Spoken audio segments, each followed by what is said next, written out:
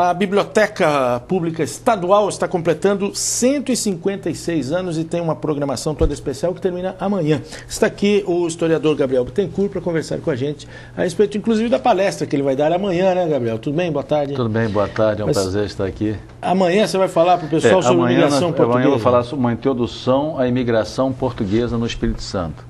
Que é, durante um certo tempo é quase que uma redundância, né? Porque o Brasil era colônia de Portugal e, por consequência, né, não havia imigração até a independência. Não era considerada imigração essa chegada? Não era ocupação. Era uma ocupação, na realidade, né?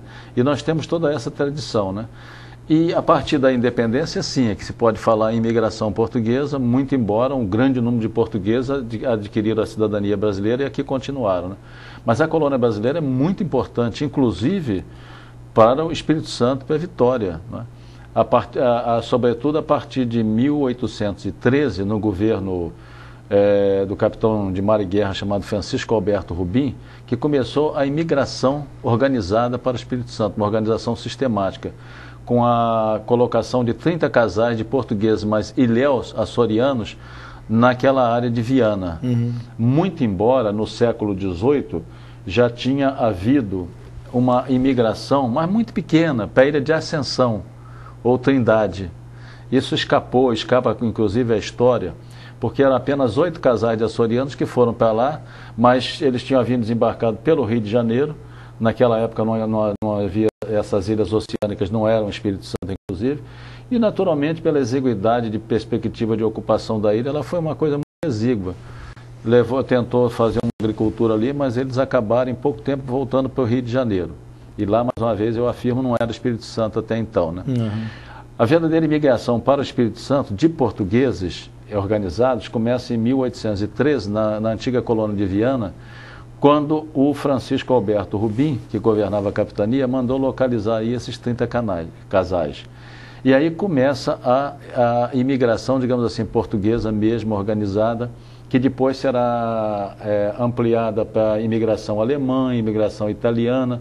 Os italianos já vieram em 1874. Onde é mais predominante hoje a presença de portugueses aqui no estado, hein? Olha, nós temos muitos resquícios aqui devido à colonização portuguesa, né? Você vê, o próprio clube Álvares Cabral era um clube português, mas ele perdeu com o tempo essa característica e se tornou um clube normal. Ao contrário, por exemplo, do Ítalo Clube, que até hoje tem uma influência italiana muito forte ali, com dança, com os eventos, com uma série de coisas.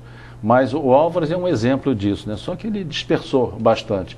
Eu acredito que hoje um bom número de portugueses mesmo, nascidos em Portugal, estejam na região montanhosa do Espírito Santo, inclusive na área de Pedra Azul. Eu tenho notícias de produção de vinho ali. Conheço algumas famílias de portugueses mesmo, ali, que né? moram lá, né? Alguns condomínios, inclusive, mais conhecidos, exato, foram criados por portugueses. O Parque das Hortênsias, por exemplo, ali em Domingos Martins, foi criado por Antônio Barahona, Joaquim Barahona, aliás, que reside em Portugal atualmente, voltou para lá. Mas temos lá o Aroso e outros mais, inclusive portugueses atuando na área primária, na lavoura, com produção de uva, de vinho, aí já industrializado. Né? Quer dizer, ali talvez tenha mais semelhança com o ambiente que eles tinham lá em Portugal, né? Aquela região. Né? A terra em Portugal, me parece que ela é muito valorizada, e essas pequenas propriedades também por consequência, né? Aliás, dica de passagem, para que os portugueses viessem aqui se localizar, ao tempo de Rubim, teve que ser mudada, inclusive, uma legislação, porque o Brasil se caracterizava por sesmarias, por grandes extensões de terra, né, voltada para a produção no Espírito Santo, depois de 1850, mais ou menos, para o café, e esses imigrantes, eles se localizaram em pequenas propriedades.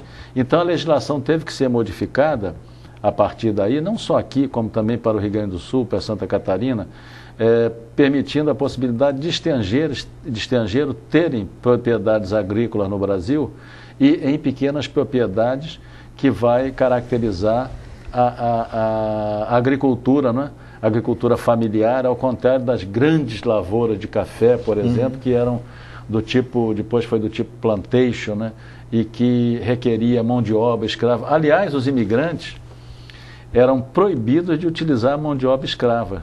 Ele trabalhava geralmente com a família, pai, mãe, filhos trabalhando na lavoura. Quer dizer, foi um adendo das ações de combate à escravidão, certamente. Foi sim, sem dúvida nenhuma.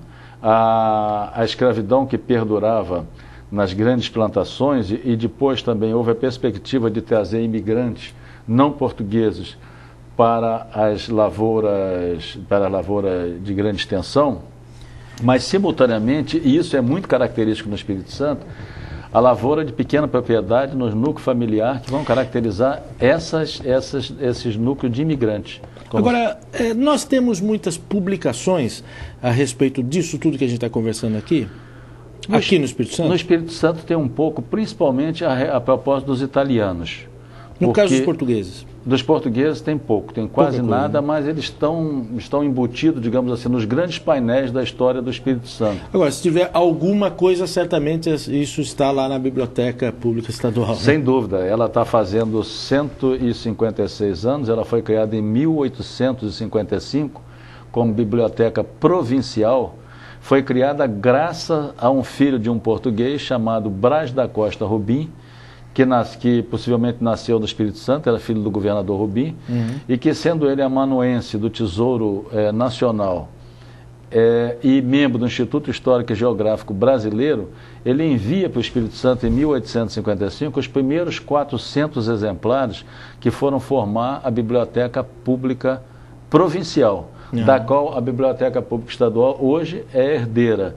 E ali congrega, evidentemente, uma massa de trabalhos relativos, inclusive ao Espírito Santo, muito importante para o historiador, para o pesquisador da história, que ao fazer suas teses, principalmente, suas dissertações, as suas monografias de especialização, mestrado, doutorado, ele tem ali na Biblioteca Pública Estadual do Espírito Santo uma área como guardiã desse material lá existente. É claro que ele precisa de complementar, posteriormente, com as bibliotecas do Rio de Janeiro, sobretudo a Biblioteca Nacional, que é a maior do país, o Arquivo Nacional do Rio de Janeiro, e, se tiver possibilidade, até em Portugal ou na Espanha, devido ao período em que aqui era colônia de Portugal, Portugal-Espanha. Mas temos ali um vasto material para pesquisa, né? Tem muito material, inclusive dos jornais.